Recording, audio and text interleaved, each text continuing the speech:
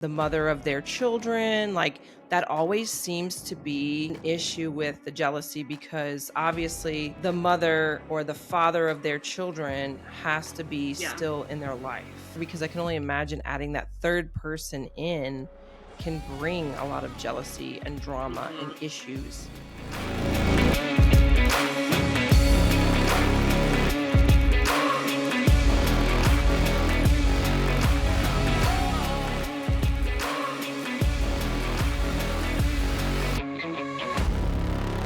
Hello, everybody, and welcome to another episode of Love Within Walls, a Prison Wife podcast. It's your friendly host here, Gigi, and I'm here with... Your friendly host, Paige. Hi, how are you? And we're here for episode 5, and we're going to be covering a plethora of topics tonight, and also some of your input.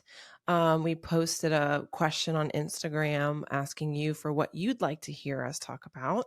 So we're going to share that as well. But first, let's give a big shout out to our sponsor, Oh yeah, how Beyond... could we forget? Oh, and also, hi, it's your friendly host, Paige. Did I say that? Yeah, you did, but that's okay. Say it again. Say it one more Your time. friendly host, Paige again. Hello. It's your friendly host, Gigi here. It feels like it's Monday and it's Saturday. I don't know. No, right? I know. Well, we are here, and like I said, we want to give a shout out to our sponsor, Beyond Bars Imaging, and Who are they? who are they? Yeah, Paige, tell us a little bit about Beyond Bars Imaging, please. oh, I thought you were going to. Oh, I can if you want. No, but I can. go I ahead. don't care. Do you want me to? So Beyond Bars Imaging is actually my company that I created. It is an official LLC now, so that's pretty exciting. I have a website and everything, but if you follow me on Instagram or anything else, you've probably seen some of the pictures that I have designed for people. Just me photoshopping any kind of jail clothing out of the picture and putting you in normal streetwear. And then changing the background too. And I can also combine people. I can do all kinds of fun things like that and basically take your picture and turn it into something new and something a little more fun.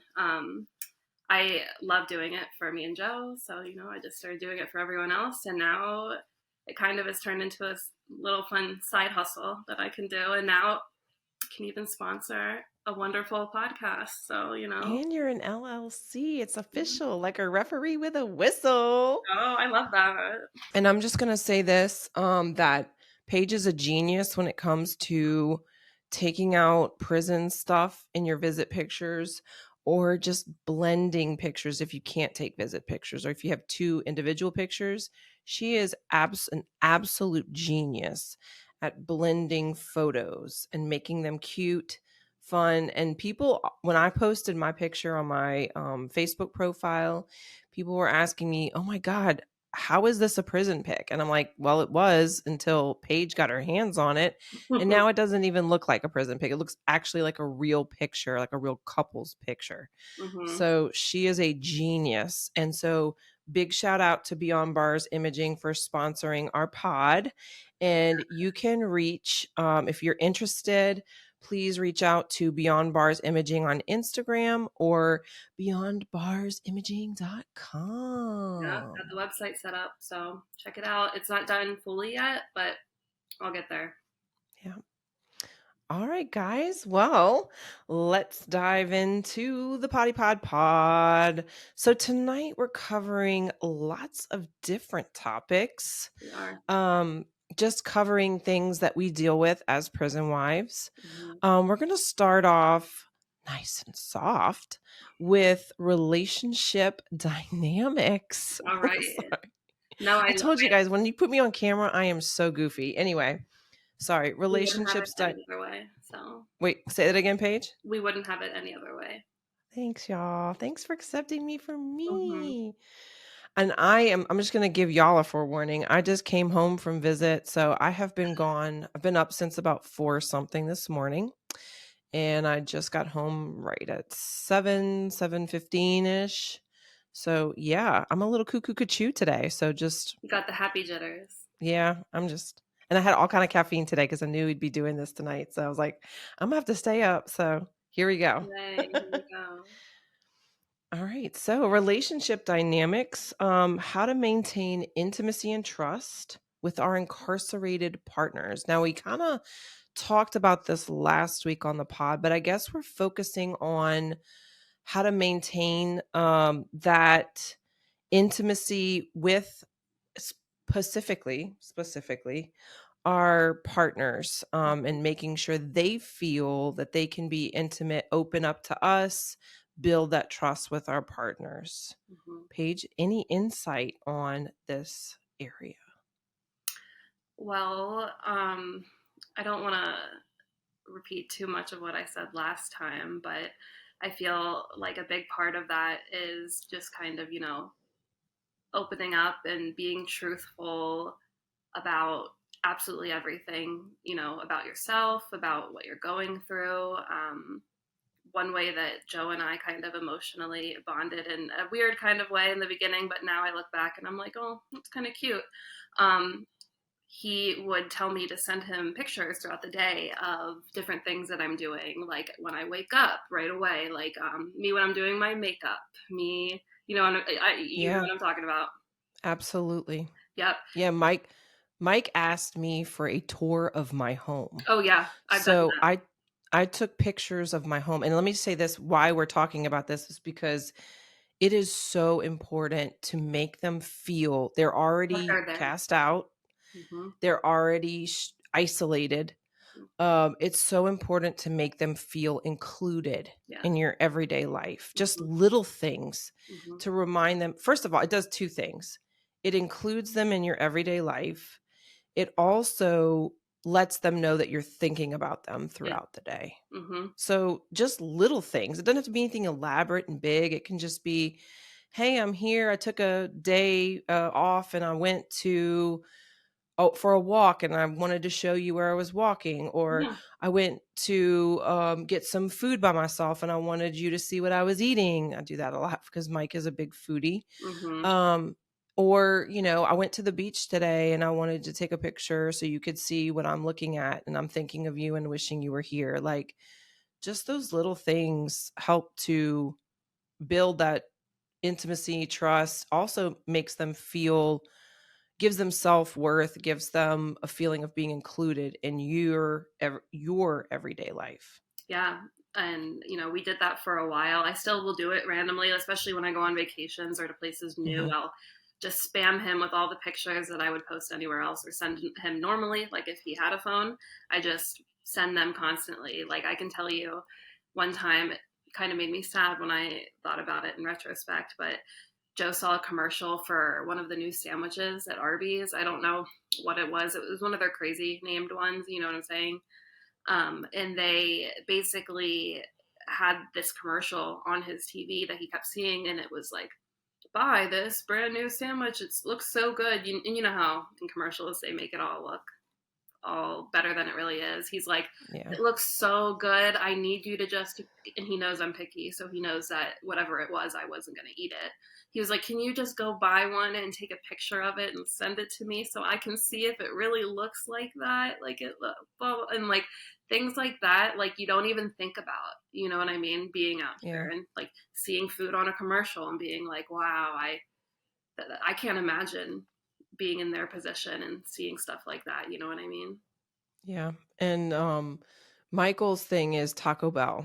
Speaking, Mm, because we're going to go fast food, I'll go there with you. yeah. Taco Bell, he's always had a thing for Taco Bell, even before he was incarcerated. And, we always say, well, people, one of the questions that we usually ask is, if you were freed, like, what would be your first meal? Hmm. And he would say Taco Bell. So whenever I go get Taco Bell, I, let him know, or I'll send a picture, I'll send a videogram, like something. And then he'll always comment, bitch, like, like, Yep. I'm so jealous, but I'm so happy that you're eating Taco Bell. But it's, I think he enjoys seeing that I'm thinking of him in that moment, because I know he would love this, like to be here with me and Yes. including him in that. Yes. Joe is the same exact way with stuff like that. He all the time. It's just another way for him to, connect. Yeah. So can I ask this? Because you said you were a picky eater. Mm, Did you eat the Arby's? I did not. Of course not. Do you know that they have the meats? I've heard that. I've heard that. It wasn't their old what was their old slogan? I don't know. All I know is that they're getting expensive and I'm not even but I went and got like chicken tenders the other day. They're like 11 something. I'm like, "Excuse me?" Yeah. Gone are the days of 9.99 and below. Just saying. Even Taco Bell. Just saying. You remember the old Wendy's stuff that was like all of it was like packaged yellow? Oh my gosh, that was the best time. That was the Yes. best when Wendy's was its like golden age. Yes. That And the sunroom dining rooms, do you yes. remember that too? Oh my god. Easier times. Yeah. That was the golden age of Wendy's. Yeah. Just saying, because everything was 99 cents. That's like how Joe probably remembers Wendy's, honestly. Well, I think, like we talked about including them, talking with them about everything. I know I want to go back to being honest and open. Yeah, That was one of the first expectations that Michael set up in our relationship. Like in definitely. one of our first couple of letters that even before we were actually like a thing, even when we were friends, he said, a couple of things that I ask is that you're honest with me Mhm. and that you're open with me. Like, you don't have to hide. I want you to be yourself.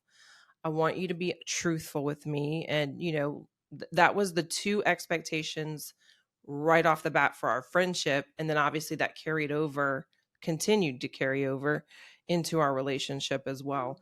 So I would just encourage, I know it's sometimes hard to be open and honest all the time because you want to be tough, you want to be strong, you don't want to show emotion because in a sense, prison wives also have to learn to adhere somewhat to the penitentiary code. I mean, the way the guys act sometimes is the way we act ourselves out here. Like the respect thing with other prison wives, it's almost like the same code that they have inside, we have out here. Sometimes, I'm not saying all the time, To an sometimes. extent. So I want to just put a little asterisk there. It's just a sometimes thing, but it's important with your partner at least, to have a successful relationship, to be open and honest. And like we talked about the communication skills last week, that goes with, and the trust, all of that Ties in. intertwines together. Yeah. I mean, it just builds a big web of your relationship to stand on and have a basis. And I think So it is an even bigger or more important point when it comes to being in a relationship with someone who's incarcerated because for them to feel comfortable, that trust and that communication that needs to be there. And, them, maybe I'm just speaking on behalf of Joe because him and I have talked about this many times. For them to open up and be in a relationship with someone who is not inside is also scary for them, obviously. You mhm, know what I mean? They don't know yeah, what we're doing out here all the time. We can tell them we're doing one thing, but, we could be lying or some some crazy story. So it's a lot for them sometimes to fully give you that. But once you show that you are a trustworthy person and reliable, and they can depend on you, and you're not going to just run away at the first sign of something bad. That's a big thing, especially with Joe. The disappearing thing. He wanted to make sure I would never disappear, and I'm not. I'm here. And yeah. And Michael always said, in the beginning, like, if I'm not for everybody. He understands that. He's got a lot of self-awareness. mhm, Like he's like, I'm a lot to handle. Like I'm hyper, I have ADHD, I bounce off the walls, like I'm goofy. Like that may not be for everybody. And if it's not, like I just want you to be honest with me. And obviously as we got into a relationship, that became more of like, now you're stuck with me. mhm, So, but he always said, I'm not for everybody. And so be honest. Like if I'm pissing you off, I want to know. for If sure. you're sad, I want to know. And if I did something to hurt you, I need to know these things because if not, you're going to feel a certain type of way. It's never going to get resolved and we're never going to talk about it. Resentment builds. So, Just like that wall of trust builds, resentment mhm, builds like yep. in tenfold. And now I'm going to say this, resentment in a prison wife or prison relationship can build up really fast Mm-hmm. because you can resent them for everything. You Both can ways. resent them It for can go not both ways too. you can resent them for not being here. You can resent them for the crime. You can resent them for everything. Mm-hmm. So there's always, there's always that risk of having that resentment. And so to reduce that risk, it is important to be true to yourself and your feelings Mm-hmm. because let's be honest, prison wife life is not for the faint hearted. No. It's not for the softies. Like you have to be tough in this life to endure all the obstacles, all the bullshit, all the, sorry for the French, but bullshit, because that's what it really freaking is, all the lack of control that you have and all of the obstacles and challenges and everything under the sun. Yeah. Plus you have to be loyal Mm-hmm. on top of that and have and then handle your business as an independent woman or man out here. And be a So, supportive beam for your person in there. You know what I mean? It's a and then bunch of hats that you got to wear. it is. It's like 80 billion hats all at Mm-hmm. once. So, um just being yourself, being honest is the healthiest way to have that strong dynamic in your relationship because even couples out here, the couples that don't have communication, the couples that don't have trust, their relationships start to fold. Yep. That's where it starts to really fold. Mm-hmm. So, and then the intimacy part comes in as you open up, as you communicate, Yeah. as you build trust. And it can happen, everybody's different. It can happen slowly. It can happen quickly. It can, you can have the chemistry there already and build upon that, So I All, don't know. I just yeah, and we all go went. ahead. I'm sorry. I was just gonna say we all went through different childhoods, and we all grew up differently. So everyone has different lived experiences, and everyone went through different trauma. So every different person's ability to open up and become vulnerable is going to be different. So it's not like it's a one rule or one size fits all kind of thing. So it's just kind of taking your time and working at it together, I think. Absolutely. And also dealing with the intimacy aspect, talking about how to strengthen your relationship and the bond that you two have after all of this opening, growing together, moving towards each other in a emotional sense, bond sense, how to deal with strengthening that bond even though there's no physical aspect. It's, for a long part of the journey. Sometimes, some people go years without seeing their loved one. Some people go months without seeing their loved one. Mm-hmm. Some people go weeks without seeing it. So it varies, but the fact that he's not walking in this door, he's not going to bed with me at night. How do we continue strengthening that bond without them physically being present? I think a big thing entering into a relationship like this that you need to accept not only for yourself but also for them is that currently, you know, their place of residence is wherever they're located, wherever their gated community may be. You know what I mean? It's Mm-hmm. and that's what you have to understand because, or else, I feel like every night you'll have those questions running through your head of being like, oh, why aren't you here? When are you going to come home? Like, you know, things like that, and taking it day by day and accepting that this is what we signed up for, and realizing there are going to be days that are harder than others. So like that's total, you're allowed to have bad days, you're allowed to have good days. I think the important part is not putting it on your significant other, especially I'm speaking as someone who has a loved one that's serving a long-term sentence. So I'm not speaking in terms of like someone who's doing a shorter sentence and they keep doing things to extend their sentence. I think that's a different example of then I Mm-hmm. think you have every valid reason to be upset with um, them being gone. But in my circumstance, I try my best to wire my mind and not focus on the bad things. Although I'd be lying if I told you that there weren't nights where I lay there and I'm like, I would love for Joseph to be here with me, especially because we do have family visits, so we've had those experiences. I Not my last one, but the one before that, I went to bed with him the one night, and I said I woke up and the next night I was going to bed in my own bed. And that's such a weird feeling. It sounds simpler than it is, but it's such, No, I can only imagine. It's probably extremely oh my brutal. gosh, the amount of tears that I cry, you'd be like, "Are you good?" And I'd probably be like, "No," but I will be. At first, it's a lot, but work through it. Yeah. And I'll say this, like Sundays are my worst days. Sunday mornings. Hmm. I wake up and Sundays are usually like, we used to have like family day. That was the day you hung out with your family, you had dinner, like all, the whole thing. And I just wake up in the morning, I roll over in my bed and I just know he's supposed to be there. So Sundays for me are the hardest, and I'm Miss Overthinker. I overthink everything. So I can lie awake all night and think all night. Like I can definitely do that. So like Paige said, I tried not to dwell. Some days I'm dwelling all day, Yeah. but sometimes I kind of have to tell myself, all right, bitch, it's time to get out of bed. Hmm.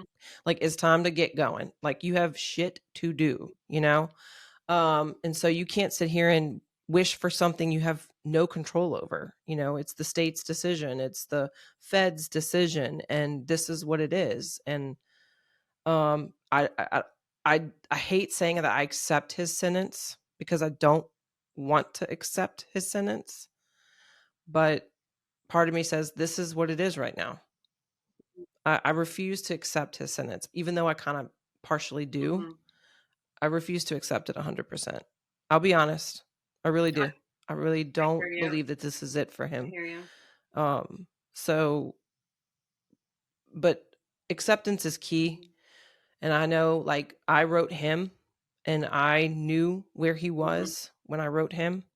Not that I was looking for a relationship with him, but obviously a friendship. But yeah, it's a hard pill to swallow sometimes as a prison wife, having to accept it.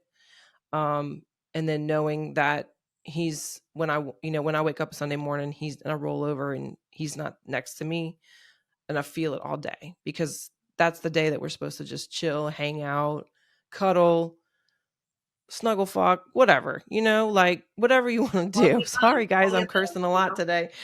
Had a lot of caffeine. Hmm. But all the things, like just go even like little Yeah. things, just go grocery shopping, Yeah.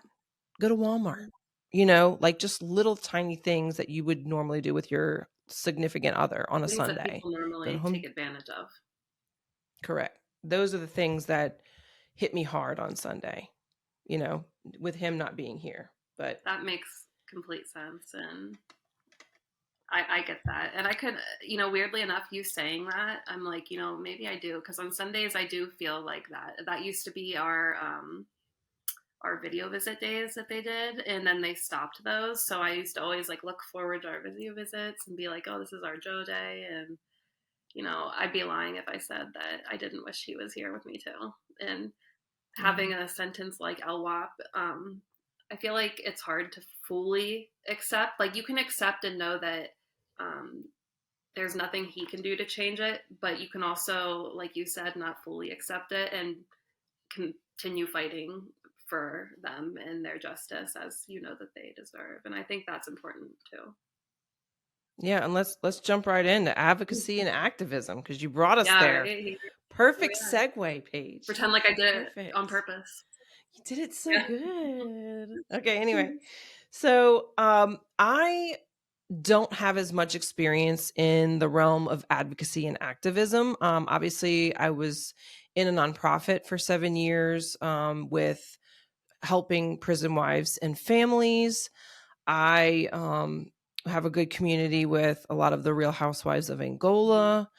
But I really haven't been as far, and obviously I've been in some of in the death penalty discussions and groups. Um, we have a local group here called Promise of Justice Initiative. I've kind of been on their Zoom calls when they brought up possible legislation to end the death penalty in Louisiana a couple years ago. But I'm really not a big advocate. I mean, I'm an advocate for Michael, obviously, but I'm not big in the realm because of my job.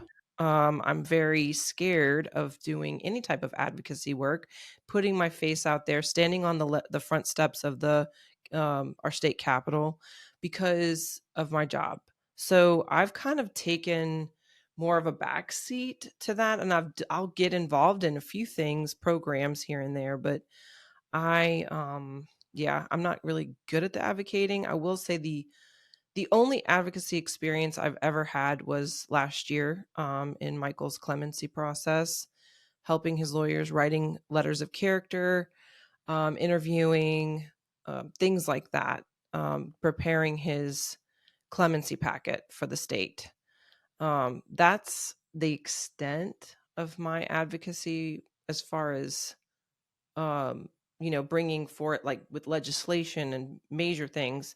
But I like to do more of the backseat advocacy, far as like helping prison wives, helping supporting other people, supporting groups, supporting nonprofits, organizations, supporting legislation, but more on the backseat. But Paige is gung ho. She's amazing. She advocates for Joe like nobody else that I've ever seen advocate for their loved Oh one. So I want to throw this topic right over in her lap because this is her baby and she does an incredible job with advocacy and my activism. gosh, don't pump me up. I feel like now I got a lot to Pump, live up pump, to. pump, pump, pump, pump, pump, pump it My up. flowers. Um, well, for me, advocacy, I have always been super involved in criminal justice reform related things. I went to school for I have my associate's degree in criminal justice. Originally went into it wanting to be like a parole officer, and very quickly, learned that that was nothing I was interested in, and I was very much on the opposite side of things, and with much of the thinking and way of life. And the more that I learned that was allowed and that was like permitted and that was taught, I was like, what? You know? Um, Mm-hmm. of course, fast forward down the road, I meet Joseph and we fall in love, and I'm exposed every day to the different injustices and the different things that he goes through on a daily basis at prison. And, even just knowing him as a person and knowing that he is sentenced to a life behind bars, and knowing his entire person, like knowing him through and through, and knowing that he is not this child who committed this crime at 21, and knowing that he does not belong behind bars with a majority of these men that were sentenced to long-term sentences. Um, so basically, just through him telling me all of those crazy things that he would experience, whether it was like a 3-day power outage, whether it was them not getting their phone calls, them not getting food, different rules that were just didn't make sense. I kind of pushed myself and made myself get into the advocacy space. It started more on Twitter, and then kind of has grown. I've worked with a few different organizations, and I've gotten involved as much LWAP things that I can from the other side of the country. Of course, if I was in California, there'd be so much more that I'd be able to do, and I do plan to do one day. But I feel like just my personal connection to all of it and Joseph really pushed me to getting involved in the reform. Almost like I couldn't help but do it. You know what I mean? Like Yeah. when I get motivated to do something and I hear about something bad and it has something to do with someone I love, it's like you cannot stop me from wanting change. It's kind of like the whole LWAP thing. I'm like, I can't shut the fuck up about abolishing LWAP because this is bullshit, you know? Yeah. But I love advocating. My dream job, if I was to paint my dream job, it would be doing some kind of advocate work, and getting paid a livable wage to do so, which I know is not super realistic in today's day and Yeah. age, but um, I would love to do that. That's my dream. And I want to give a shout out since we didn't give any I shout know. outs last week. Shout out. Giving clout to advocacy groups because they do this because they do believe in Yeah. something and they're fighting for rights, pressing issues. I know right now they're trying to, in Louisiana, it's the big thing with the 13th Amendment. And because Angola is still a 18,000 acre working farm, having, a lot of the inmates work the farm and things like that for barely anything at all a day, obviously. And it's almost basically slave I labor mean, at this yeah, point.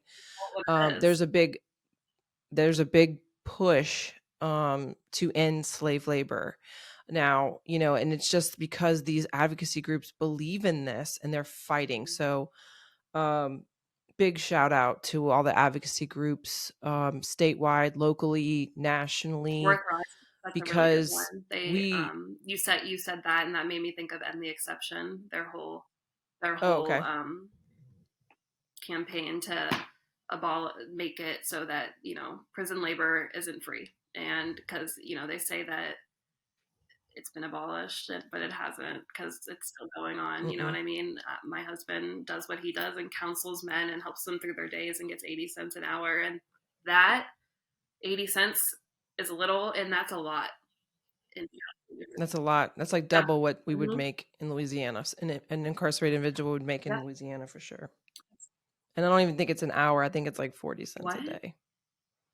I don't Mhm. understand. Like, when was that decided, and how long ago, and why would it stay the same now?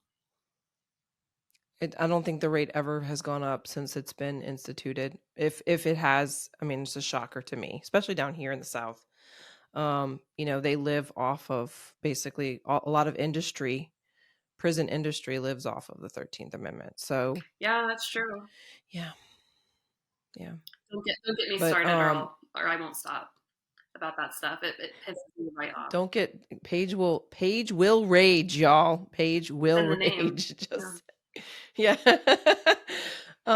But I just wanted to give a shout out to Mhm. all of the advocacy groups because let me say this, because as prison wives, we are grateful because we could not do this No, without you. and I know So a lot of from prison the wives in California are involved, and a lot of yeah, fabulous foundations. There's a bunch of them. I don't even want to name them because I feel like I'm going to miss them. There's Jesse's Place. There's so many. I don't want to miss any, but all of you are so amazing, and the things that you've done with just California alone, that's mostly what I can speak on, is amazing, and the progress that we're making is awesome.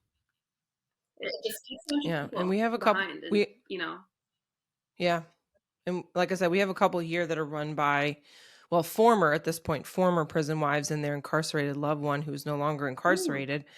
So like the Hope Foundation here in Louisiana is yeah, awesome. Is a big advocacy group. Vote down here is a huge advocacy group within the state that also pushes for. They actually pushed for non-unanimous juries because we are one of the two states that have that, and they pushed the voters in Louisiana to vote against non-unanimous jury rulings, which the voters passed on. Like they actually said, yes, let's get rid of there you non-unanimous go. juries. So they made it unconstitutional. And so that just these major groups, small, big, whatever, are just major to us because as prison wives, we couldn't push for this by ourselves. We need your help. And obviously, prison wives banding together, making groups is incredible as well. So shout out to advocacy and activist groups for criminal justice reform, prison rights, prisoner rights, things like that. I did want to ask you, Paige, since you do this a lot and I'll say Twitter is a great place to find these groups. I will say that. Um, what would you say is the role of prison wives in advocating for prison reform and supporting their incarcerated individuals and their families? Like, what does that role look like? You mean like what what it looks like for me? Like, for you or for, I mean, for anybody and any prison wife who's like, yeah, I need to do more. Like, I want Yeah. to get involved. Well, Like, what does the role look like? And like, how, obviously how to go about getting in yeah, that role. definitely. I What I would suggest is start on Google and start Googling, depending on what state you're in, um, different nonprofits that have to do with criminal justice reform or specifically prison reform, sentencing reform, whatever you are specifically looking to get involved with and help. Then from there, you can even, find their social media accounts, and whether you have like Instagram or Twitter or something, connect with them, start following along. A lot of those places have spots where you can submit all of your information and become like a volunteer. A lot of them have things where it's called like their social media box, and basically what it is it has all of these drafts of posts that you can post for whatever campaign they're talking about right now, and just taking those, copy and pasting and sharing them is a simple thing that you can do to help with that. I know they love when people take advantage of those. I have found and met a lot of really great people, like Gigi said on Twitter, um, through the trolls and the goblins. There are really great people over there, and the community of criminal justice reform is great. There's so many lawyers and so many people in positions that will connect and talk with you on there, and you kind of get a whole different perspective. Like um, I've been on there since Joe and I got together like 3 years ago, and I've created friendships with people that are solid and more solid than people I know in real life. And I owe it all to the little criminal justice reform community that is we created on there. And I definitely recommend, if anyone isn't on Twitter and is interested in getting involved in criminal justice reform, that's probably one of the best spaces to get your voice out and magnetized. Yeah, absolutely. And also, I want to give a shout out to our good friend together, our good friend, Mr. Bill. Mr. Yes. Bill. Bill Kissinger of incarceration. Is it Incarceration incarceration.com? Nation. That's not his website, but that is. We'll give a shout Oh, out to he, Incarceration Nation because they are phenomenal too. yeah. And I know he does a lot with them Yes, as Bill well. has his own reform Yeah. website. We'll have to link it down below. But off the top of my head, Okay. I don't want to get it wrong, so we'll link it in our description in case anyone wants to check it out. Bill does really great work. He was incarcerated in Louisiana for many, many years, and he was released about a year ago, and he has been out doing Yeah. amazing things for all the men that are still stuck in there. And he's a really great guy, and if you don't know him, you definitely should because he is phenomenal. And he's in our Love Within Yes. Walls group Mhm. on Facebook. So if you've come to a GNI, he's been on one. He was a hit at our GNI last week. So if you want to come chat with him, please join our Love Within Walls on Facebook. He is there and he is always contributing, answering Posting questions, helping positive ladies pictures out. or messages. It's sweet. I love having Hmm. him there. Yeah. And he's actually a very Mhm. funny guy. I He's love great. him. Yeah. And can I just say my little nugget of wonderfulness today Please, at Visit before we move into our please. last topic? So I've been going to Angola for 8 years at this point, almost 8 years at this point. And when I go check in, they don't even look at my ID anymore because they know who I am, basically. But what really touched my heart today was because we're talking about Bill and remember his Yeah, yeah. club. He talked about his club, like the food club that we order food So from. done. Um, he his club, I don't know if he had any hand in this or not, but the guy who runs the club that he used to work for, obviously I've made conversation with him. He's a very nice guy. He's a guy from Tennessee. They call him Tennessee. Shout out to Tennessee because he made my heart full today. He knows how much I love their cake. Okay. And I do a cake dance when they have cake on the menu. Like, I'll get out and dance. Even in front of the correctional office, I'm dancing. Okay. And I think he saw me dancing. He knows I love two things, well, three things from their club. He knows we love, both Michael and I love sweet tea. So he knows when I put in an order and Michael's name pops up, he better have fresh sweet tea brewed, which he always does, and cake and the hamburgers. But more importantly, the cake. The cake is one of my favorite things. And I'm not going to get him in trouble, but there wasn't any cake on the menu. And he saw our order come in from the fax. They use fax machines, believe it. Yeah, I use fax machines. Crazy. Welcome to 1998. Here's a fax machine. Anyway, so they use fax machines to fax our orders over. And he saw that we had placed an order, but there was no cake because the cake was whited out, like it wasn't available on the menu. And he brought Michael and I 2 pieces of my favorite cake, red velvet cake, free of charge because they're $3.50 a slice. It's not cheap. And he said, I wanted to get y'all a little something. So here's a little something extra for y'all because I know it wasn't on the menu. And it touched my heart because he obviously knows us. You know, we're very nice with him. He loves Michael. He loves me, obviously, now. And he's part of our little Angola family. And it was just nice because, you know, they don't have to do that. And I'm not trying to get him in trouble or anything. Hopefully nobody hears that. But it was just a nice thing. And I wanted to put that out there. So I don't know if Mr. Bill had anything to do with that, because if he knows Tennessee, he might have said something to him or sent him an email. I'm going to get down to the bottom of it, but it was just a sweet gesture. And, you know, he jokes around with me. He's like, oh, all we got today is lemonade. We don't have any sweet tea. I'm like, oh, don't even come in here with that. You get me some sweet tea. So they have the best sweet tea. So if you ever come to Angola and visit back at Camp F or Death Row, tell Tennessee Gigi sent you, and you're here for the sweet tea and the cake.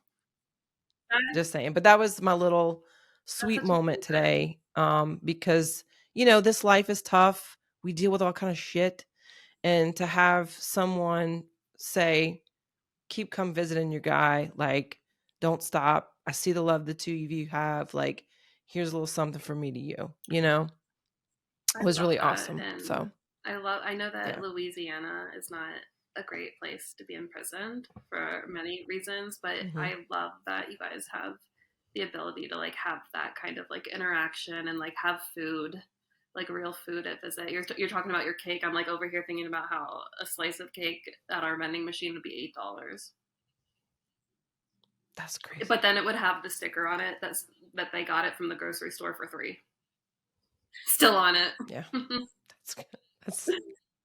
That is so crazy. The price gouging is ridiculous. I'm so glad that you got that, and we'll have to ask Bill because I'm sure. Oh yeah, I'm gonna ask him for sure because I want to know if he had a hand in that or not. And to tell him thank you if he did, because I thought that was just so generous and so sweet. Because he, you know, he doesn't have to do that. He might even get, I don't know if he's, hopefully, I'm praying he doesn't get in trouble. My fingers are crossed here, my fingers and toes. But yeah, I just wanted to bring that up real quick. So I wanted to kind of go back to something with relationship dynamics before we jump into our last topic. I want to talk about jealousy. Because I'm a jealous person. Are you, Paige? Are you jealous? 100%. You know that meme that it's like me listening to his story, and as soon as he said she, I'm like, that's me. 120%. We were actually talking about that today at Visit. We were talking about, you know, last week I brought up, I think it was last week, right? I brought up Michael's previous relationship, like 3 years before me.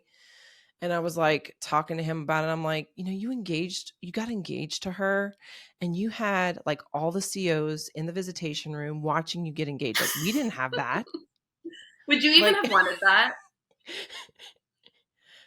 No, probably not. But I was so bitter. I was not better. I was totally bitter.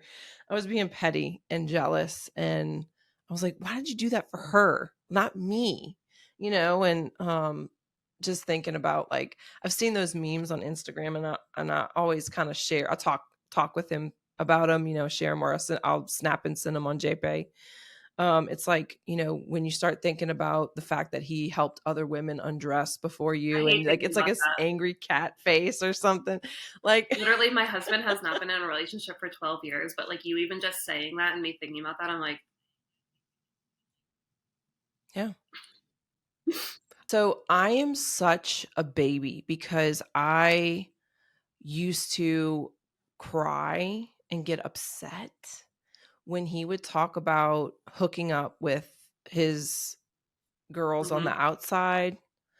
And I would be like, but they didn't even appreciate you. And I just want that so bad. And it's not me. Like, like here I am, like I deserve it. And they got it. And they didn't even appreciate who you were mm-hmm, as a person. Because clearly they like dumped him, the yeah, next day or something. So I used to always cry. And so I was like, we just can't talk about it anymore. I We can't totally talk get about it that. Yep. anymore. Mm-hmm. I honestly, I'm such a jealous person, and it's not even. It probably has a lot to do with the trust issues and things I've been through in my relationships prior to Joe. It has nothing to do with him. He never makes me feel like that. It's just, it's all literally in my head. But I, we've struggled with it a few times. It got better for both of us as we have grown over time. But like especially in the beginning, Joe just gets jealous. I think sometimes thinking of relationships I've been in prior to him, similarly to how I would get jealous thinking of his. And specifically, one of my relationships was a very long one that I was in and out of for a majority of my life. So he would always find himself kind of comparing it to that. And, I can say it a million times and mean it when I say that that relationship, even though it was long, does not compare to Joseph and I and the amount of love that him and I have. And I can say that and mean that, but then, in his head, he could probably be like, oh, she's just saying that, or, blah, blah, blah. But we've Mhm. both grown together, and we have a little bit of fun jealousy sometimes. Like I said, like if he's telling me a story about like a CO or someone in his group saying something, and he says she, and I was like, who? Like I'll be like, who? And I'll be like, oh, okay, oh, okay, uh, and just kind of like Mhm. half make a joke about it, but it's not toxic. I know that Yeah. that's my person, and we have each other for life. So Yeah, and it's good that y'all can just joke around like that because we do the same thing. Like I joke with him, like, "Oh, like you're 30 minutes late calling me. What yeah, were you doing? Were you bending over the CO and doing something you shouldn't have been doing?" mm-hmm, Like. So he knows. I mean, I know he mm-hmm, would never do that. But and I know that it doesn't really happen back mm-hmm. there, to be honest. But I think it's just fun to be able to joke about it because when I hear him talking about another girl or talking, oh, I talked to so and so today. I'm like, Yeah, I'm like, let me mm-hmm, take out my earrings. Let mm-hmm, me take out my earrings. mm-hmm. Hold my earrings now. Because I mean, I like to say I'm not jealous, but I guess because he is like my person, and I don't know. It's like I get I'll a little always jealous have a every little now and bit then. in me, and that's just because that's who I Hmm. am. And you know, Joseph isn't my possession by any means, but I'm like, that's my person. Like, No, no, no. Nay, nay, nay, nay. Michael is my yeah. possession. So Just saying. if the Just letting state of y'all know. California could give him back, that'd be great. Thank you. Period. Yeah. I'm just waiting to Yeah, regain that thank you. possession. You owe that That's to me. all. That's mine. But anywho, okay. Well, obviously, jealousy is something that you're gonna have to deal with, and I know a lot of people. I'm gonna bring this up because this always comes up in the prison wife group. Is the jealousy that prison wives have with their loved ones, like family, or maybe the mother of their children? Like that always seems to be an issue with the jealousy because obviously the mother or the father of their children has to be Yeah. still in their life. And I mean, I don't have any experience with this because I don't have any children myself. Michael doesn't have any children. It's obviously made our relationship a lot easier because I can only imagine adding that third person in can bring a lot of jealousy and drama Mhm. and issues to Mhm. the table. I know Joe, and if you don't want to talk about it, it's fine. I was just saying, like, you mentioned that Joe gets jealous of, the fact that he's not Brody's dad, biological father. But I was just thinking, like, maybe for the prison wife who's dealing with maybe their loved one's mother of their children, having that drama and that jealousy of, like, well, why are you talking to her? Why aren't you talking to me? Mhm. Like, that kind of Mhm. thing. So I didn't know if that was something that you had any insight on, because I clearly have zero insight, but it is something that I see brought up in a lot of groups. Like, he's talking to his baby mama or the mother of his children, and she's involved, and now they're Yeah. going against me, and it's like a 2 against 1 battle, and it's obviously there's jealousy there because maybe she knew him before he Yeah. was incarcerated, and now you're with him while incarcerated. It's just I know. this I know tons push of people in pull. that situation that just observing it, I can't imagine how hard it would be. Like mine's a little bit different just because I'm the one with a kid. Joseph does not have any children.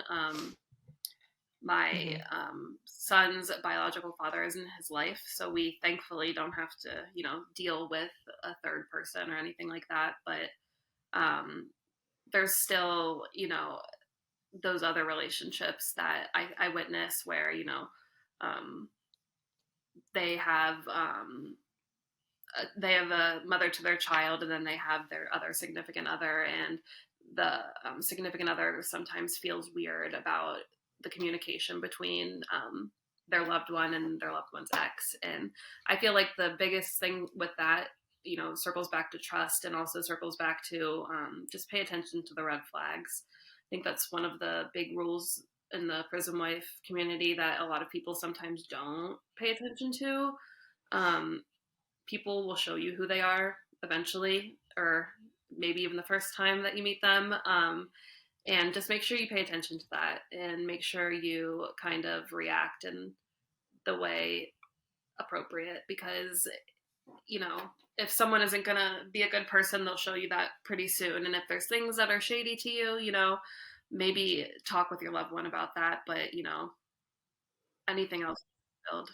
Yeah, I was going to go back to that open communication. If they're in communication with you and they're making you feel a certain type of way, or they're in communication with your incarcerated loved one and that's making you feel a certain type of way, I think it's important, because I've felt a certain type of way about one of Michael's female friends, and we got into an argument about it, because they were communicating, they were talking, and I didn't know who this woman was. I just assumed maybe she was an old flame or something. So just rather than just unleashing, I think it's also good to take a step back and say, okay, I'm going to talk to him about this. Like, I want to know about this. Like, you don't have to be ugly, but you can just Level communicate head. in a very assertive, a level headed but assertive way, and say, I noticed that you were talking to so and so. Like, who is she? Like, as your wife, I have a right to know who you're talking to. I mean, I'm not saying that you can't talk to her. I'm just saying, who is this person? Because I've noticed that you've been communicating with her, and, or you mentioned her, and I want to know who this person is. So I would just also go back to that communication piece. Like, you know, it's your loved one, and you should feel okay going to them with concerns. And if you don't, I mean, that's something that needs to be worked on, because if you're feeling jealous like me when your husband talks to another female, um, I think those things, and if it's a mother of their children, I think it's important. Like, this is making me feel uncomfortable. It's Yes, important to you have verbalize to. that to You can't them just and assume. communicate that to them. Yeah. Yeah. But yeah, I'm one jealous. Me I'm too. a Hey, jealous me too. bitch. Try not to It's be, the but I gen. totally am. It's the And I almost broke up with Michael for for the that. girl Just thing. saying. I For the girl thing. Yeah, cuz and you're right, Paige. It Yeah, goes back to the trust, because I've been treated your brain terribly in my has previous PTSD and goes relationships and back to that cheated moment, and you're on. like, "That's what's happening." Yeah, I'm I'm out. not gonna Peace be out. made a fool. Done. Yeah. Literally. Yeah. Yeah. Yeah, I'm not sitting here watching this I gotta anymore. tell you a Done. story about this Done. Been there, done afterwards that. because Joe will kill me if I tell it now. But I have. I have a funny one. Oh, okay. Okay. Ooh, I get a secret. I Tea. get Tea. tea. All right.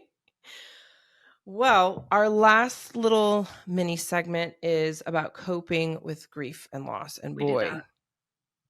boy, can Yeah. I tell you about that? There is an emotional toll of having an incarcerated loved one. Um, I had to go through the stages of grief. It's almost like because I was with my ex-husband for 17 years, having him in the house with me, when I got in a relationship with Michael, it was fun in the beginning. It was so fun. It was like getting to Yeah. learn and meet somebody new and talk to them and get to know them and the whole beginning of Always fun. dating thing Yeah. that you typically have. Yeah. And all the butterflies when they call, you're so excited. I'm canceling all my plans to answer this call, right? So, it was like that for the first few months, and then 2017 came around, and I not only was going through my divorce at that point, my divorce was finalized at January 2017. Um, Dealing with that, then came the grief dealing with that. And then after that, once 2017 started, after the divorce, I had to go through the stages of grief without having Michael. And that was almost like a Mhm. year-long process. And I'm going to be totally honest and vulnerable with you here. When I went through the stages of grief, I literally went through all 7 stages of grief. And it caused me, before I got to the end, it caused me to have a substance abuse problem Mhm. through my stages of grief. I turned to pain pills and to help me through it because I think just because of everything, the You wanted divorce, to not numb having yourself Michael and there. disassociate. Mhm. Correct. And so I would just lay in my bed all day basically. And I wanted to stay that way. And I wanted to experience the high because I was so low.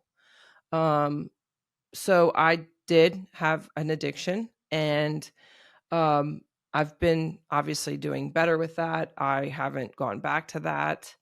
I had to tell myself at some point when I had to kind of go into that more acceptance piece of the grieving process that that I can't live like this anymore. And I had to get myself off of it, and I had to do that through Michael's help, being honest with my husband, he was my boyfriend at the time, being honest with him, telling him about my addiction, telling my friends about my addiction, and telling a mental health professional about my addiction. And I was able to, luckily, I wasn't so far gone that I was not, didn't have to wean myself or anything, but I just Mm. quit cold turkey. It's dangerous. um, I got yeah, I got very desperate where I was stealing medication. I was stealing from family members, just because the grief was Mhm. so much for me, not having someone here, not having Michael here, and knowing that I may never have him here. That was a doozy for me back in 2017 and into 2018. So going, I'm going to tell you right now, you're probably going to have to go Mhm. through the stages of grief. I've rarely ever met a prison wife who hasn't been like, "How do you do this? How do Mhm. you do this?" I get that every week. How are you 8 years in and doing this still? This is hard. This is unbearable. And um, I would just say that you have to remind yourself that you are strong, that you are amazing, and that it's okay to feel this way. You just also have to be very careful that you don't start leaning on other things to Mhm. help you get through it. And I hate saying that, but it's true because I've been there. um, Michael hates the fact that that happened to me because he blames Yeah, I was himself. gonna say that sounds like something Joe would say. Yeah, he blames himself for me losing my marbles, if you want to call it that, going through that. And there would be nights where I would just cry on the phone every night, every night, because I was grieving. It's almost like the person I loved passed away, and you have to go through those stages. There's anger, there's resentment, there's, the actual crying and depression, all the way to you get to that acceptance piece, and you're like, I can live. I'm okay. There's days where I have my grieving days, but it's more of me saying, okay, I'm crying, I cry. Now I'm like, okay, get it out, bitch. Just put on Mm-hmm. some Ed Sheeran and cry, and now I do that, and I'm like, okay, get back up, and I just keep trudging on. I just realized that you really do have to persevere, and you have to keep going. And someone told me, like, if you feel like this for more than 24 hours, it's not, if after 48 hours you still feel the same, then maybe it's something else. And I would get up the next day, and I'd get going, and then I'd come home, and then it would hit. And then I'd get up the next day, and I'd go, and then it hit. So it wasn't always 24 hours for me, Because you but were it was preoccupied and always, your brain was preoccupied during the day.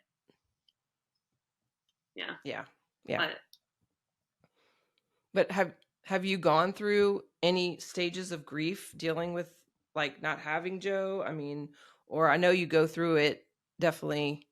There's a little bit there after your yeah, family the family visits, for visits, sure. just as an example, are really hard. When we leave those, because we have 72 hours of normalcy where we spend the day cuddled up watching TV, literally playing Uno for hours. I can't even tell you how long we play Uno, and it gets fierce, and you just have a normal relationship for that time, and then you have to leave them behind the barbed wires and leave and go home. And it's a lot for your brain to realize, like, I was with this person this morning and now I'm not. And the whole process of flying home, and I cry at each stage, kind of. But when it comes to the Mhm. grief with being with Joe and knowing that his sentence is an inevitable one, I think that for me at least, it hits harder when we have events where I have time to think about how much I miss him and would want him there. Like my son's birthday party Yeah. that just happened. I was like, oh my gosh, I wish he could be here to see Brody holding this big snake that he had on him. And when it even like little things for my work, if they have like work events where you can bring family, I'm like, oh, I wish I could bring Joseph to this work event, like little things like that. And it kind of, some events make me more sad than others, like holidays, like Christmas and, birthdays and stuff. But I think it's kind of coping with those as they come and taking the punches and rolling with it. Yeah. And how do you cope? How do you cope when you're feeling like, when I'm at an Amos Lee concert, because that's one of our favorite singers, and they're playing our song Arms of a Woman, and I'm sitting in the stands just I'm not even standing up anymore. I'm just sitting there sobbing, because I know this is where he's supposed to be, how do you deal with the grief and feeling of being alone out here when you know that they're supposed to be right I feel next to like you? one of the ways that I do it is I try my hardest, and this is on the good days only. I just try to think of it in a positive light, and it's what Joe said. Like, he says this all the time, that we're so lucky that we even found our person. Yes, we're in this situation. Unfortunately, he's in prison, but all the time he's like, we wouldn't have met if I wasn't in here. And I'm like, okay, like, I know. Like, thank you. Thank you, Mhm. CDCR. Like, you know what I mean? But I'm like, Yeah. I don't know. He's a lot better at it than I am, because he's been doing it a lot longer and Yeah. recentering himself. But it doesn't mean it's any easier half the time. But it is. Yeah. And I will add that most people, just to remember, because I want to add what Paige said. Just remember that most people walk through this life never meeting But their the person that soulmate or makes them their feel that person. feeling too. And Like, here not we that, are. even if you're with some, you know what I mean? Like, That people that are, like, in the half unhappy relationships, like, that's not your person. Like, that's not it. mhm. Yeah. No, but like truly find the other half of their soul or their whatever. I think it's a blessing to have that, and he's so right, and I have to remember that every day, like, even as I hate going to freaking Angola to go visit him because it's so depressing, especially right now. Leaving today, I was like, "Dang, like, I met my person. I have my person." Like, as sucky as this is, I'm so blessed. As shitty as I feel, leaving him behind, and being without him and not being able to walk out the gates with him. Like, Yeah. I have him as my person. So I think Joe's Mhm. totally on point with that as far as reminding yourself that people live their whole lives single. People live their whole lives finding Mhm. people, but they're not really their people, you know? So to be able to find that in someone, whether they're incarcerated or not, is a beautiful thing. So it is a blessing. It definitely is. Yeah. And I guess also talking about, coping, I think the biggest thing that we can do as prison wives is self-care, self-care, Mhm. Mhm. self-care. Yeah. Treat yourself, boo, because you want to get your pedicure, get it. You want to get a massage, get it. You want a girls' night out and you want some Get to. margaritas, get them. I mean, you have to take care of yourself because you're no good Yeah. if you're not feeling good. And if you're feeling down, I know, listen, believe me, I know it's so hard to get up and do something to make yourself feel better. But at some point, you get kind of sick of sitting and wallowing, Um, and you have to make yourself do something good for yourself, whether it's, I'm going to go get a face mask at the grocery store or the Target or whatever, like, or I'm going to try out this, I'm going to go shopping and get a new blouse. I mean, my thing is Goodwill. I love me some Goodwill, y'all. I love thrifting. That brings me joy. I love rummaging. It takes I'm on a, laser focused. I'm on a mission to find my treasure or my gem. So I think that it's important. Even it doesn't have to be Art. expensive. But it's just little things to take care of you. Um, whether it's read I know one of my girlfriends, she's not a prison wife, but she's a mom of two and a rambunctious dog, and she's busy, you know, 84 hours of the day. She just enjoys, it's like when I get an hour to myself, I just love going to a coffee shop and reading a book or sitting on my porch and reading a book. It doesn't have to be Mhm. anything massive.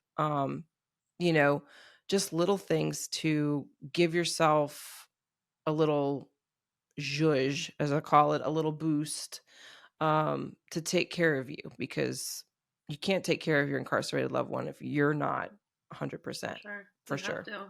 And you have to think if they were here, they would want you doing those things too. So that's like one of the little things I used to push and Mhm. motivate myself sometimes. Like, would Josie be happy about this? No, Josie would not be. So get up and get moving. Yeah. And then, I try to tell Michael, well, I plan So on they hold doing you to this, it. like, and he can hear me get excited. Yeah, and he gets excited. He hears me get excited about it, and he's like, "Oh yeah, like he'll call me later in the afternoon and go, "Well, how Mhm. was this? Like I want to know all about it." Like just making sure I did do what I planned for myself. He's very good about giving me space and letting me do the things I need to do to take care of me because he knows I'm out here by myself doing this, with him in there. So I have to rejuvenate myself, like, because it is a lot. This relationship is a lot Yep. of giving. I mean, it really is. You're giving yourself to a person who can't really give a lot to you as far as, maybe material things or be there with you to hold you when you're feeling down. I mean, yes, they can comfort you on the phone, which is incredible, but there's a lot they can't really give you. And, so it's important um that normal couples, like obviously everyday couples will have. access to, you know. So it's important to take care of you first and foremost, because without you, Mm-hmm. they have nobody, Definitely. you know. And there's been times where I said, Michael, I can't come to visit this weekend. Like I just can't do it. You know, I need mentally, I can't do it this weekend. And he's been supportive of that. You know, he's been like, well, there'll be other weekends, boo. Like, I can be here with you. We can hang out. We can chat. Like, we can talk, whatever you need to talk about, and you can go do what you need to do. And he'll suggest, like, why don't you go for a walk? Because once you get out in nature, you are feeling 100% better. If your anxiety's a lot, go for a walk, go out, go for a hike. You know, like, he knows that those are the things that I do to take care of me. So, it's important to also know your boundaries with that too, like, Mm-hmm. to take care of you first, you know, even if it means missing a visit, even if it means missing a call. You know, sometimes we beat ourselves up because we miss a call. And I remember those days where I was like, oh my I God, know. I he's used never to going to I call used to get back. I sick missed his when I would call, miss a you call, know, and like and especially when it was like 5 seconds, I would yeah, literally like I feel would like I was gonna tremble. throw up. Hmm. I would be trembling. Like, I can't believe I just missed a call. But now it's like, I'm Mm-hmm. gonna let I him go to know. voicemail Yeah. because I'm doing this. Love ya. Yeah. So take care of you, boo. Take care of you and treat yourself. So, moving into our fun part, we actually had some of you ask questions on our Insta. So we want to cover some of those questions that you guys asked. The first one was it wasn't a question or a comment. It was it was more of a comment. It just said MWI exclamation point exclamation point. So I guess they wanted us to talk about Mm-hmm. met while Mm-hmm. incarcerated Yeah. couples, which have lots of experience in. Mm-hmm. It's on our resume. We are both MWI couples. Paige, do you have anything you want to talk about with Um, MWI? no, maybe we can follow up with that person and get more specific because I don't want I could probably talk about this forever, but Okay. as I said before, I feel like it's important for all prison wives to, respect and honor everyone's relationship, whether you are met before incarcerated or you met while incarcerated. All of our love is the same, and I hate comparing the two. Yeah. I will say this. Um, if you did not know, just giving you a tiddly bit here. Only 3% of MWI couples actually survive post incarceration. No, that's Did you not know very that, Paige? encouraging for our. No, it's not. I'm sorry. But the reason I say that is because I actually know a few couples Mhm. that are in that 3%. I'm hoping now it's like 5, Yeah, I maybe. I don't think know. it's That got was to a be couple years ago. more. Um, but I kind of want to give like maybe a preview for a later episode coming down the line that we're going to have an interview with one of our favorite MWI couples. So just speaking of MWI couples, I know several MWI couples that are actually successful just off the top of my head. One has a child with, I said 2 children, but it's one child with her husband. And we know one, the one I'm talking about. And then I know a couple My of other cousin, ones that have been successful. So I my don't want that cousin and her number to girlfriend, freak everybody out. I they were just, both incarcerated together, and they huh? are now about to get married next month. They were in prison. Yeah, Ooh. Okay, yeah, so let's that's make great. that like maybe 5 to 10% now. Like, let's bump it up because Yep. we know a lot of successful MWI couples. I also know very successful RWI couples. And for those of you that don't know RWI, that's Like I'm over here like, reconnected while what? incarcerated. Um, I've never heard that. you didn't know what that was? Mm-hmm. I'm schooling you, Paige. I'm schooling you, Paige. RWI, Yeah. reconnected while incarcerated. And they have a very successful marriage. And obviously stepchildren that he has adopted, or not adopted, but taken in, to be their stepdad. So MWI topic will be coming soon. Okay. Another question we had from our viewers, listeners, is meeting your someone's families. How did it go? Go ahead, Cool. Paige, because you have an I awesome do. story about this. I can already tell. Well, when Joe and I first had started talking, and we obviously started dating, and um, we would talk back and forth about how are we going to meet the first time. And I had never been to the West Coast, and I was nervous because I had never been to California, and I didn't know where I would be going. I'd never been to a prison. I'd never, there were a bunch of firsts that I would have to go on this trip, so I was nervous. And he would always joke, but he was being very serious, saying, just fly to California. My dad will pick you up at the airport. You can stay at his house with him, and then drive to my grandparents' house and do this and see all my family, and then come meet me. I'm like, yeah, let's do that. I remember being like, okay, yeah, we'll do that. Uh-huh. Um, Fast forward, we did that. Like I flew to California, had one phone conversation, I think, with Joe's dad ever in my life before. I got to the airport and he picked me up, and I was like, hey, yeah. So you jumped right We in. we went to his Okay. house, which was by the prison near where Joe was, which is why I had stayed with him originally.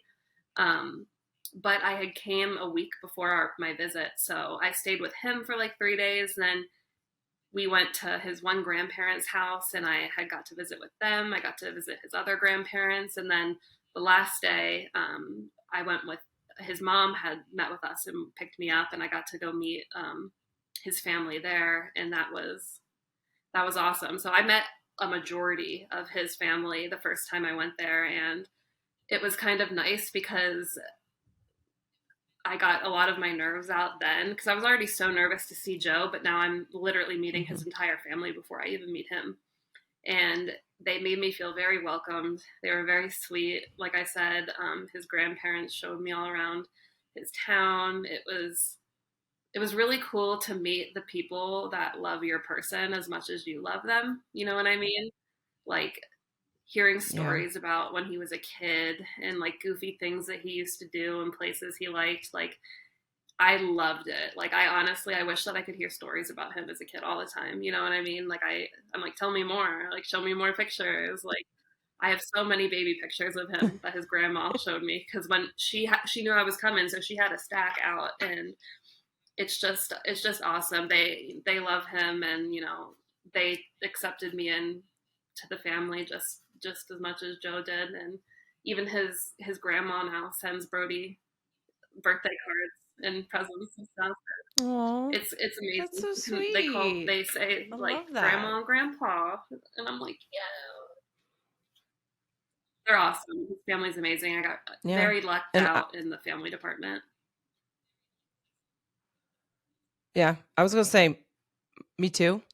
Um, Even though Michael's mother passed away in 2021, when I met Michael's family was the first Oh time I wow. had a contact visit with Michael for the holidays. It was in December of 2016. And I mean, I just got there and, they welcomed me right away. And it felt like this was where Yeah. I was, I never felt out of place. We were joking around, eating, having a good time, talking. I mean, I really was Me too. I'm kind of shy. If I hear I you. know it's hard to know that I'm kind of shy when I'm around new people. So I just kind of listened a lot more and let them talk. And they can talk. They can talk about anything and everything. So I just was kind of listening and laughing and having a good time and being there with Michael.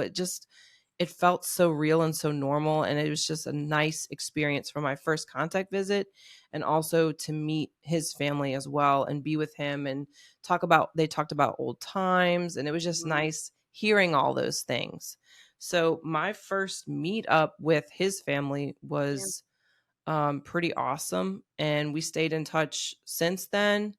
And they call me I'm the daughter-in-law.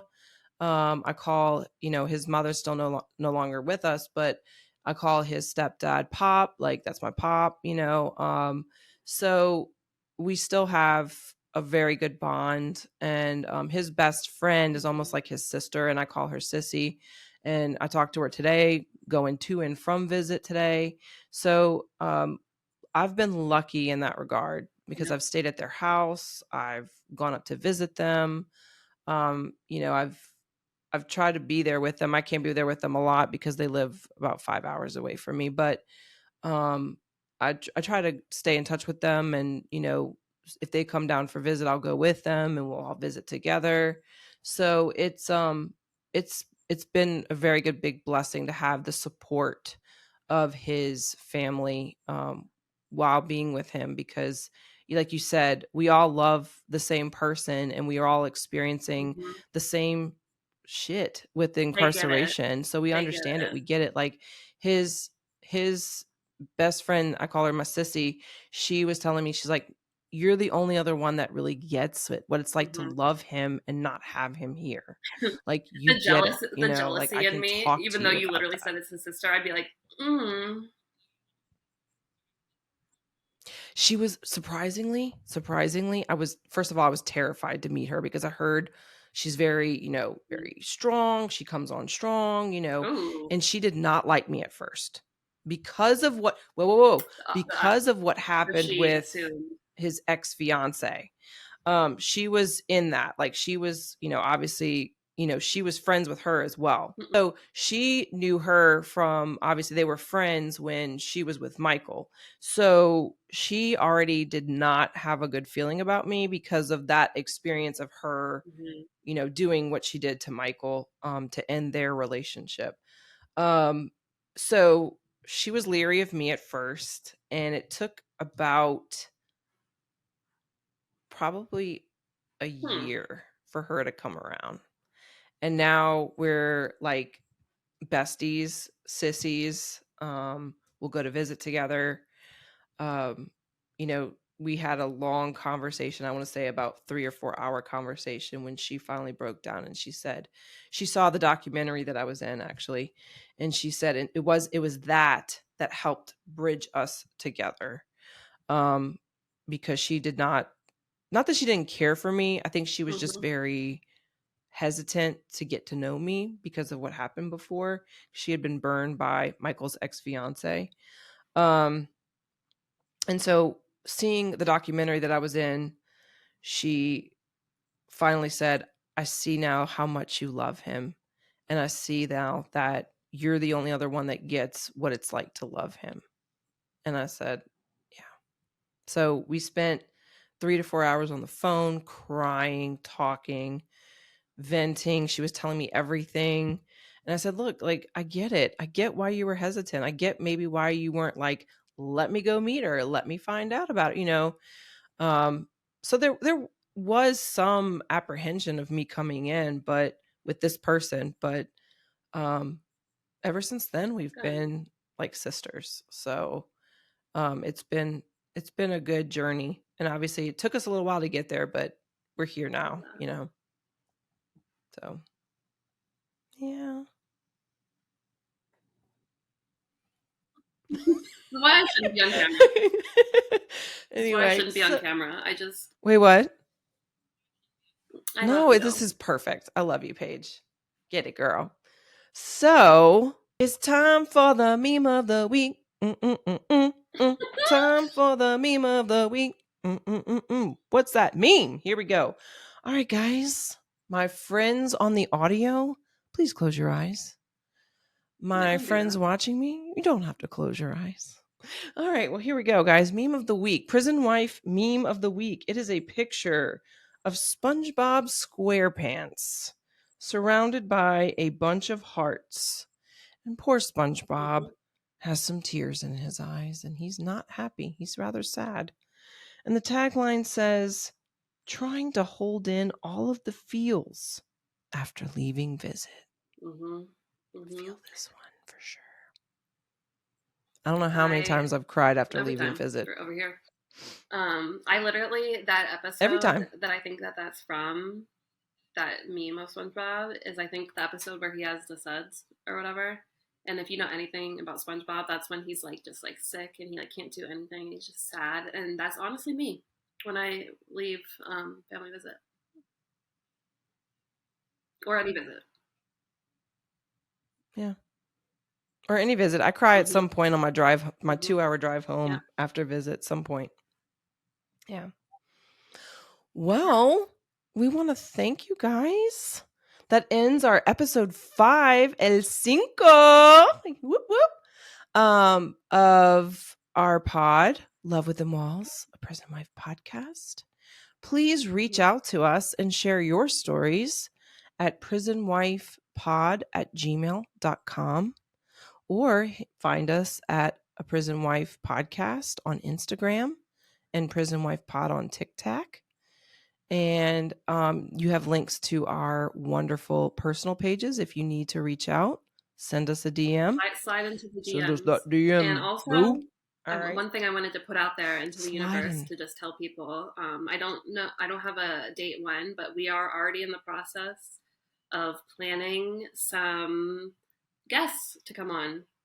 I don't want to give too much away, but we've been in talks with a few people, a few really cool people, a few people I'm pretty excited about even. And I can't wait for them to come on here. You guys can meet them and we can switch it up for a few episodes too. And so you don't have to hear us cry.